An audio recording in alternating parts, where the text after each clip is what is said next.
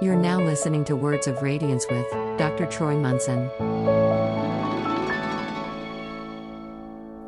Hello and welcome, I'm Dr. Troy Munson. How old are your shoes? This was a question I heard the other day, and boy, did it get this person hot. And I'm watching this whole exchange thinking, ooh, why? Why are you so unhappy about it? What did you think or perceive? And in the moment of it, it's sometimes much easier to watch somebody else go through this than it is to dissect it in our own head. So imagine that somebody is standing there and they're putting on a pair of shoes, and this other person says, "How old are your shoes?" Now, this person that's putting on the shoes has many options. Think about like all the possible views they could have taken. In this particular instance, they got hot.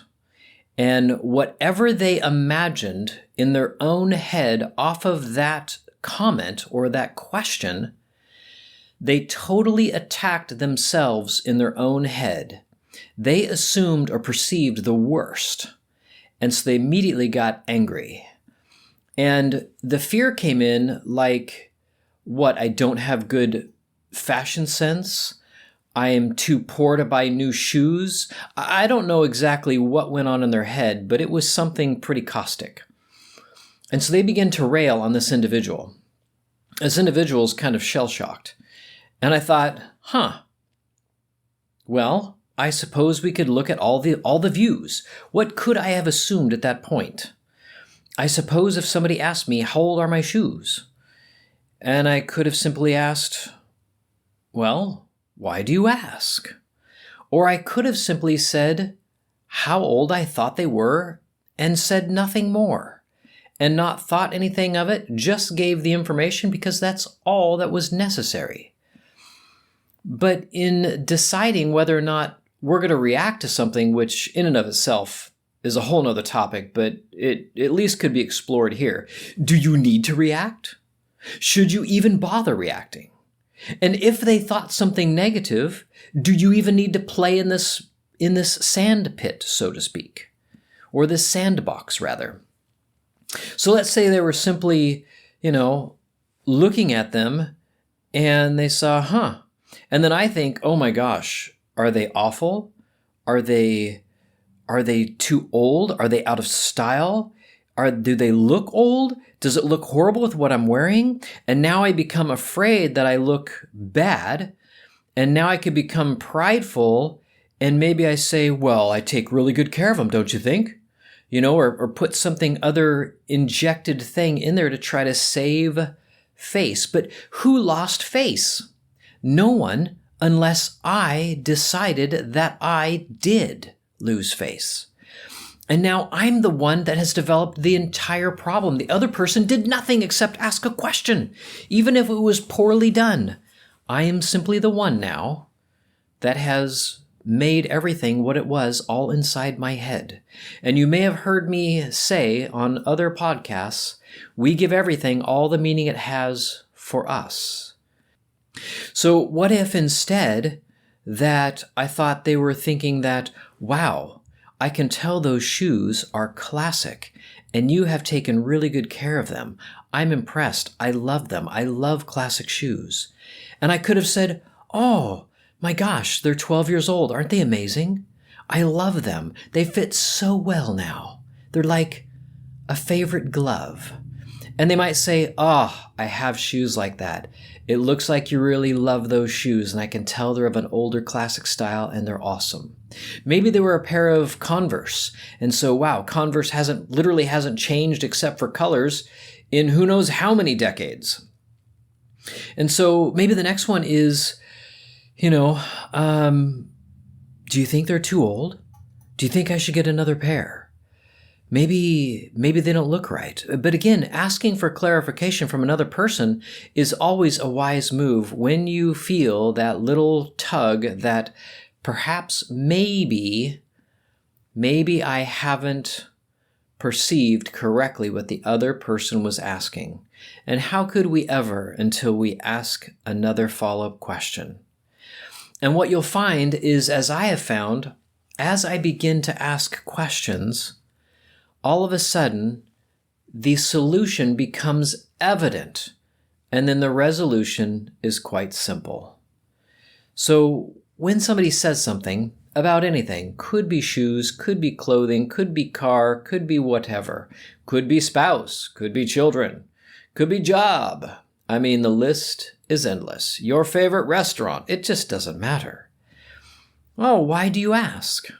Instead of knee-jerk responsing it, but the knee-jerk response inside your own head should tell you something very, very interesting about yourself. Wow, does my mind run towards negativity and judgment instantly, and a critical nature? Maybe I need to stop buying what my head is selling, so to speak. And so it's one of the things that I will use quite quickly in my own head, because if you have these things come up, we probably could watch it and say, why are you so sad? Or why are you mad? Or why do you believe you're not enough? Or why do you believe you're fallible or humiliated or shamed? Why do you feel like you are guilty? Why do you care what others say? Why are you playing weak? Why are you believing that you are assailable or attackable, or something is wrong with you? These are all the voices, and those voices come directly from decisions that you and I have made in our past. Now, when they were made is, who knows? I mean, you can throw darts at a calendar if you want. But ultimately, suffice to say, if you are reacting in a certain way and have reacted many times before in that same way, you, my friend, have a belief. And it is a belief that you cherish. Now, the question is, do you want to keep cherishing it? Or would you perhaps like to, maybe, just possibly, let it go? Now, to let it go, it's really quite simple. I can tell you that even driving here back to my office today to do this recording, I was listening to my head and it threw 3 or 4 things at me that I was like, you know what? No thanks, I'm not buying. Because I'd rather remain at peace. I'd rather be happy. I'd rather be joyful. I'd rather be perfect love. Love perfected is what I would prefer to be. And that which we have always been, which is perfect love. Now we can play a part other than that. And the good news is perfect love allows for that. It allows for every negative emotion until you don't want them anymore. And so we cannot know perfect love until we sink down into lower depths.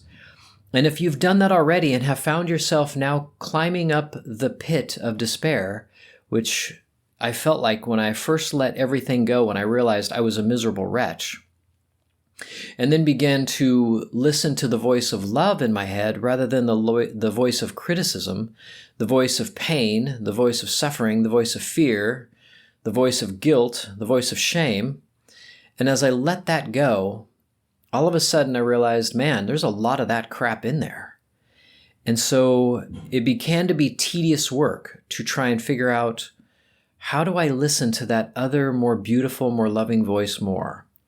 Now, I would simply say, hey, you're going to have to do some serious brain monitoring and watching everything that comes into that head of yours.